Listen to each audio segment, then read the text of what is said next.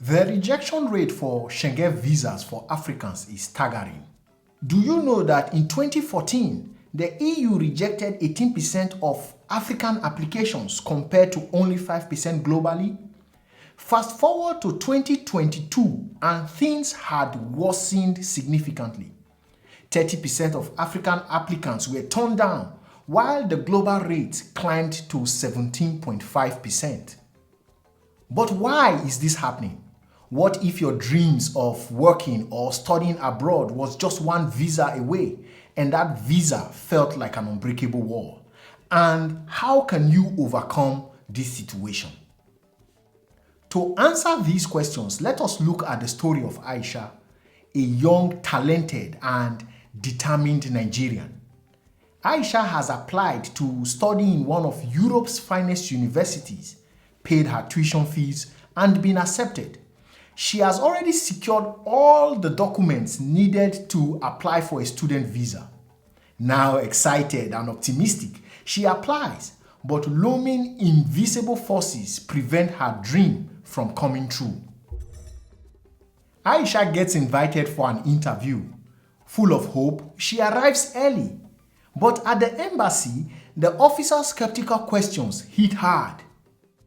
What do you plan to do after studying? Would you return to Nigeria or continue to stay, and why? She openly shares her sincere wish to stay after studies, to work for a while before returning home. While you cannot blame her because of the Nigerian economic hardship, her response, compounded by underlying systemic issues and national instability, draws more scrutiny and questions. Unprepared for these kinds of questions, she fumbles, becomes disoriented, and ultimately receives a denial. The inability to communicate your intentions clearly and convincingly at visa interviews is not caused by a lack of preparation or proper documents, but by a lack of a clear purpose, just like in Aisha's case. But what about visa applicants with a purpose who still face rejection? What could be the reason for their rejection? I researched it, and what I found is scary. I discovered that if you are from a poor country, like most African countries, your passport is simply weak. But what does this mean in practice? It means that your travel options are severely limited. You can't just hop on a plane without a visa. In contrast, wealthy countries with high income levels typically have more powerful passports. This allows their citizens to visit numerous countries without visas because a strong passport provides them with the freedom to seek opportunities outside their home countries. As a matter of fact, there is more to it because I also discovered that the less money a country makes in terms of GDP and GNI, the more likely its citizens are to have their visa applications denied. Just take a look at these charts from the Schengen Visa Info website, which show visa applications, approvals, and rejections for Canadian and Nigerian citizens between 2014 and 2024. As you can see, the rejection rate for Nigerians is considerably higher than that for Canadians. Apparently, the system is stacked against poor nations. It makes it much harder for Africans to travel simply because their applications are more likely to be rejected regardless of the individual applicant. With this issue, it also becomes difficult to demonstrate strong home ties, which requires proving to the consular officer that you will exit the destination country before the visa expires. While most immigration experts discuss this matter at an individual level, many overlook the national instability aspect, which further compounds the problem. In Nigeria, for example, many young people want to leave because of economic hardship, job scarcity, poor infrastructure, insecurity, and poverty, all of which hinder them from achieving self-actualization. The reality is that many of these people are not returning home after entering Europe on a temporary visa, And consular officers already know this. They know that there is a high probability that you will want to stay longer than intended, whether you do so legally or otherwise. In fact, Henley and Partners, which is the world's leading advisory firm for residence and citizenship by investment, believes that Europe's migration rules are more likely driven by national identity politics than by official reasons, making the restrictions feel unfair and discriminatory. So, what can African students and professionals do to improve their chances of securing European visas? The answer is not straightforward.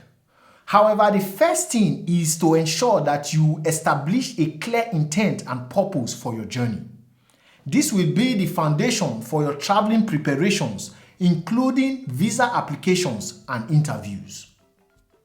To help you build an authentic and compelling purpose that demonstrates your unique plans and ties, I have provided a free downloadable framework via the link in the description. And as a sneak peek, here is the core of the framework, which is in 7 steps.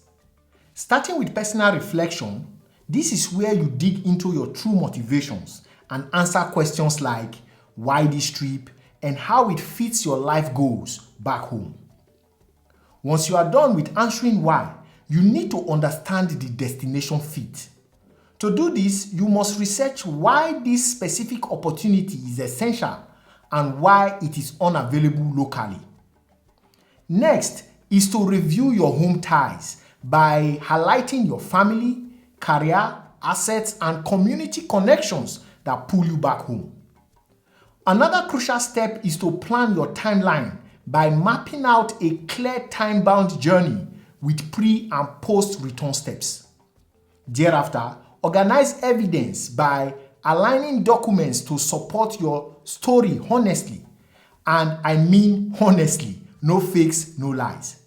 Once all of the above are set, you can now simulate interviews by practicing answering tough questions confidently.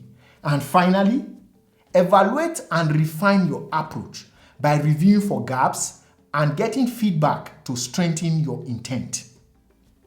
This 7-step framework turns your application into a strong, trustworthy narrative.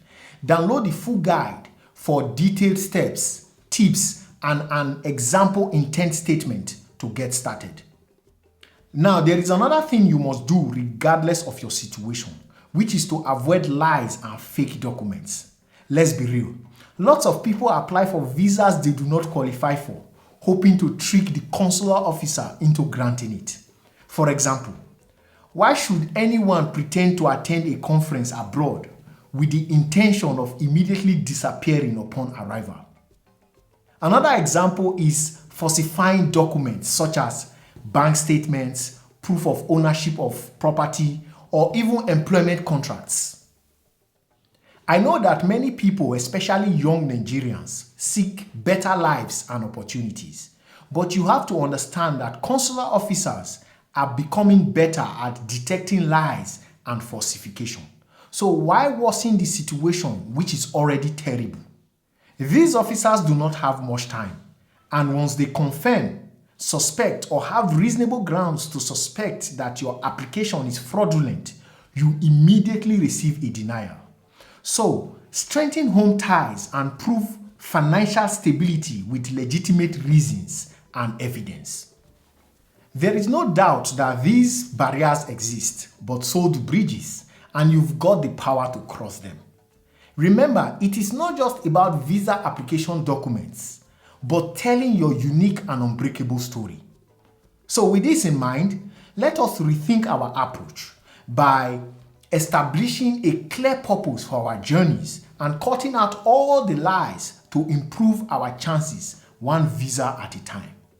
If you are watching me for the first time and wondering what this channel is all about, watch this video to learn about how we arrived here and what our mission is for the foreseeable future.